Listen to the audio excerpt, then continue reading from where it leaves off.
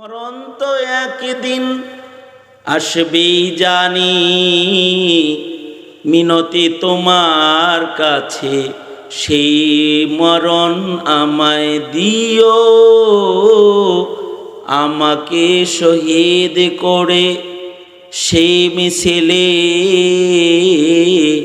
শামিল করে নিও। আমাকে শহীদ করে সেই মিছিলে শামিল করে নিও। যেই মিছিলের নেতা আমির হামজা, যেই মিছিলের নেতা আমির হামজা, খোবায়েব খাব্বাব খোদার ছিল যারা অতি প্রিয়, শামিল করে নিও।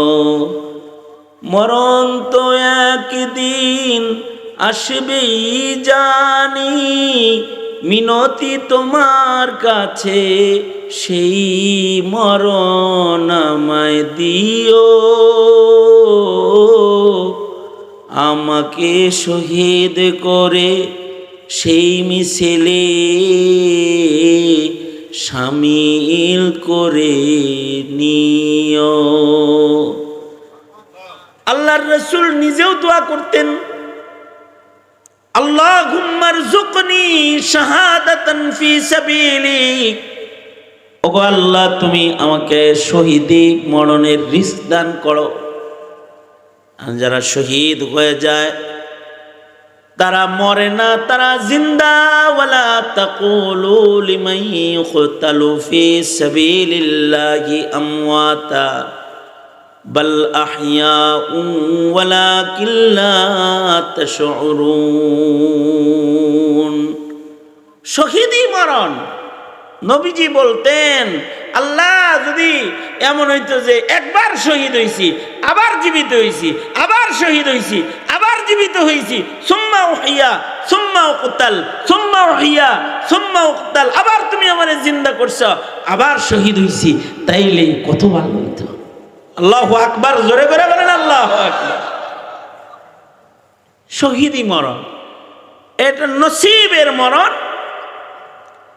এই মরণকে বলা হয় আফজাল মউত, সর্বোত্তম মৃত্যু হলো শহীদি মৃত্যু। আল্লাহ আপনি আমাদেরকেও শহীদি মরণ দান করেন, আওয়াজ করে বলেন আমিন। আল্লাহর রাসূল বললেন, তুমি যদি ভিতরে ঢুকো, যদি যুদ্ধ করতে করতে মরে যাও, তাহলে তুমি ইলায়ে কালিমাতুল্লাহর জন্য শহীদ হয়ে গেলা। আর শহীদ হইলে বিনা হিসাব আল্লাহর জান্নাতে আল্লাহর কোলে চলে যাবে একেবারে। কালা গোলামটা বলে, আমার মতো কালা মানুষ কেমনে জান্নাতে যাইব? আমার গায়ের রং কালা, আমার শরীর থেকে ছাগলের দুর্গন্ধ বের হয়, আমি কেমনে জান্নাতে যাব? আমি ছাগলের রাখাল, আমার শরীর থেকে দেহতে ছাগলের দুর্গন্ধ বেরিতেছে।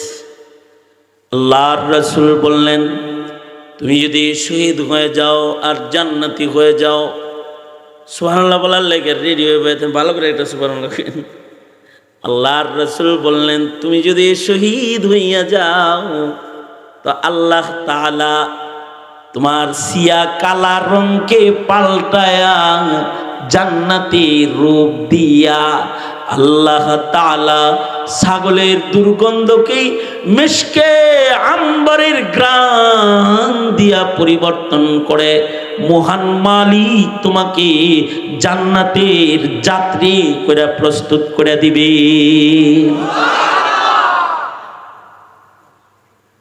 এই লোকে কথা শুনেই তো দিছে দৌড়, গেলাম নবীজি।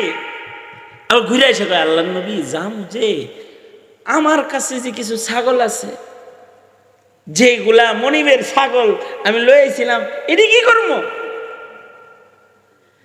আল্লাহর নবী বললেন, মুসলমান কখনো আমানতের খেয়ানতকারী হয় না। তুমি না মুমিন, মুমিন আমানতের কারণ আল্লাহর রাসূল বলেছেন যারা আমানতের খেয়ানত করে তারা মুমিন না। লা ঈমানা লিমান লা আমানাতা লাহু।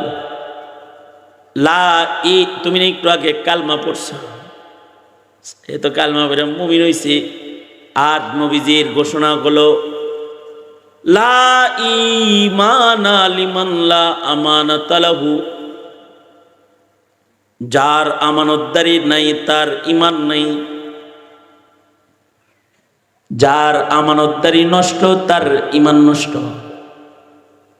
আল্লাহর রাসূল ঈমানের গুরুত্বপূর্ণ দিকটা এই সাহাবীকে শিক্ষা দিয়ে বলতেছেন, ছাগলগুলা তোমার কাছে তোমার মনিবের আমানত, অথচ যুদ্ধের ময়দানে যদি মুশরিকের মাল মুসলমানের কবজায় এসে যায় তো এটা গনিমত হিসাবে, মালে গনিমত হিসাবে গ্রহণ করার মতো সুযোগ আছে।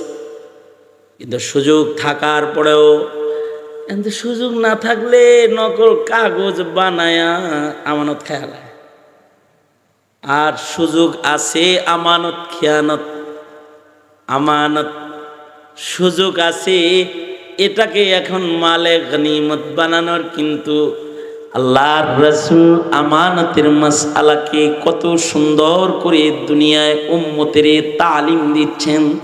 আল্লাহর রাসূল বলে, এই রাখাল, এগুলো আমানতের মাল, এগুলোকে তুমি তোমার মনিবের বাড়ি পর্যন্ত দিয়ে আসো। কালা রাখালটা ছাগলগুলা লইয়া সুজা মনিবের বাড়ি পর্যন্ত লয়ে গেছি। বাড়ি পৌঁছায় দিয়ে তরবারিটা লইয়া সিধা দৌড়ে আসছে যুদ্ধের ময়দানে। যুদ্ধ করতে করতে শহীদ হয়ে গেছে। যুদ্ধ শেষে শহীদদের লাশ বিনা গোসল যখন কবরস্থ করা হচ্ছে, মুসলমানদের সকলকে মুসলিম সৈন্যরা চিনলেও এই গোলামটাকে সাহাবীরা কেউ চিনে না যে শহীদ হয়েছে। নবীদের কাছে যায় বলে, আল্লাহর নবী, আমাদের সীমানায় একটা শহীদের লাশ পড়ে আছে, এটা কি আমাদের দলের নাকি কাফেরদের গ্রুপের বুঝতেছি না। তারা কখনো আমাদের সাথে নামাজে দেখি নাই, কখনো আমাদের সাথে খানার দস্তরখানে দেখি নাই, কখনো আমাদের সাথে জিকিরের হালকায় দেখি নাই, কখনো আমাদের সাথে মুসল্লির বেশে হাঁটতে চলতে দেখি নাই। আমাদের সীমানায় যে কালা একটা লাশ পড়ে আছে, এইটা কোন গ্রুপের চিনতে পারতেছি না। কি করবো, এরকে শহীদদের সাথে দাফন করবো নাকি? আল্লাহর নবী বললেন, ওকে আমাকে দেখাও। নবীজি কাছে যায় যখন গোলামের চেহারার দিকে তাকাইছে, তাকায়া বলে, তোমরা কেউ তারে চেনো না, কিন্তু আল্লাহ আর আল্লাহর নবী তাকে চিনে। সেই তো তাঁবুর ভিতরে ঢুকে আমার কাছে কালেমা পড়ে মুসলমান হয়েছে। আর আশ্চর্য, জান্নাতি সে, তার নামাজ নাই, রোজা নাই, অন্য কোনো ইবাদত নাই, কিন্তু শুধু কালেমা পড়ছে, আমানতের মালগুলা ফেরত দিয়া যুদ্ধে ঢুকছে, তো তার জান্নাতের রাস্তা আল্লাহ এমন খুলে দিছে যে আমি দেখতেছি তাকে জান্নাতে নেওয়া হচ্ছে, ফেরেশতারা হাসতেছে আর আশ্চর্যান্বিত হইতেছে। আদাদু তুরুকুল উসুল ইলাল্লাহি তাআলা আনফাসিল খালায়েক, সকল মাখলুকাতের শ্বাস প্রশ্বাস যত আল্লাহর জান্নাতে ঢোকার দরওয়াজা তার চেয়ে বেশি। কেউ আল্লাহ পাকের নামের তাসবিহ পড়ছে সুবহানাল্লাহ, আল্লাহ কয় কিরে, ও কইলো আমি নাকি পাক পবিত্র, তো ওরে পাক বানায়া দিলাম, যা জান্নাতে লইলা। এ হায় রে, ও দেখি আমার গুনগান গায়, হায় রে ও দেখি আমার কদমে সেজদা দিছে, ও দেখি আমার কোরআন বুকে লইছে, হায় হায় আমার এই বান্দাটার ওই আমল আমার পছন্দ হয়েছে। ও নিজে গুনাহগার কিন্তু ও আমার এক বান্দাকে হকুল ইবাদ মাফ করে দিছে, যে না আমার হক আমি ছেড়ে দিলাম, আমি ওরে মাফ করে দিলাম। আল্লাহ পাকের জান্নাতি যাওয়ার অসংখ্য ওসিলা, রহমতে হক বাহানা মিজওয়াদ। কখনো কখনো এক কতরা চোখের পানি, কখনো কখনো এক ফোঁটা চোখের পানি বান্দার জান্নাতের দ্বার খুলে দেয়। কেউ যদি মোহাব্বত নিয়ে বৈশা চোখের পানি ছেড়ে দিয়ে করে, আল্লাহ দোজকের আগুন আমি সইতে পারবো না, আল্লাহ ওগো আল্লাহ আমি তোমার ভয় পাই, তোমার জাহান্নামকে ডরাই, আল্লাহ আল্লাহ আস্তাগফিরুল্লাহ, ওগো আল্লাহ আমি তোমার আশ্রয় চাই। এটা বলে যদি কোনো বান্দা কেন্দে দেয়, তো ওই বান্দার সামান্য সময়ের একটা তওবা বান্দার জিন্দগির সব গুনাহ মুইসা বান্দার নাম মহান রব্বুল আলামিন জান্নাতি বান্দার দপ্তরে উঠায়া দেয়। চাহাত থাকতে হইব তো আল্লাহর কাছে যাওয়ার। এমপি হওয়ার চাহাত আছে, মন্ত্রী হওয়ার চাহাত আছে, জান্নাতি হওয়ার ইচ্ছা এরাদা থাকতে হইব তো। ওয়াবতাগু ইলাইহিল ওয়াসিলা, তোমার যে জান্নাতে যাইতে মনে চায় এটা প্রকাশ করো না আগে।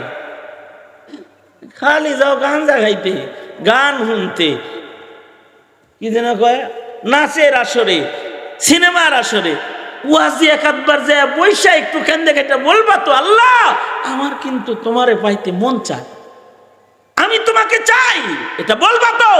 তোমার ভাষা, তোমার কথা, তোমার ব্যথা, তোমার হৃদয়ে সুপ্ত ব্যথা, তোমার রবকে পাওয়ার জন্য একটু আছে, প্রকাশ করবা তো, তুমি প্রকাশ করবা না। ওয়াবতাগু ইলাইহিল ওয়াসিলা, এটা প্রকাশ করো তো আল্লাহ তাআলা তোমারে মাফ করে দিবে। প্রকাশ করো না, মসজিদে যাও দৌড়ে, আল্লাহ আমি কিন্তু এই যে মসজিদে যাইতাছি তোমারে চাই, আল্লাহ আমি কিন্তু রাতের ঘুম হারাম করে ফজরের নামাজে এসে গেছি তোমারে চাই, আল্লাহ আমি কিন্তু কোরআন শরীফের অক্ষর চোখে দেখি না, বুড়া হয়ে গেছি, তাও চেষ্টা করতেছি তোমার কথা পড়ার, তোমাকে পাওয়ার, তোমার সাথে কথা বলার, আমার মাফ করে দাও। বলতেই বলতো ওয়াবতাগু ইলাইহিল ওয়াসিলা।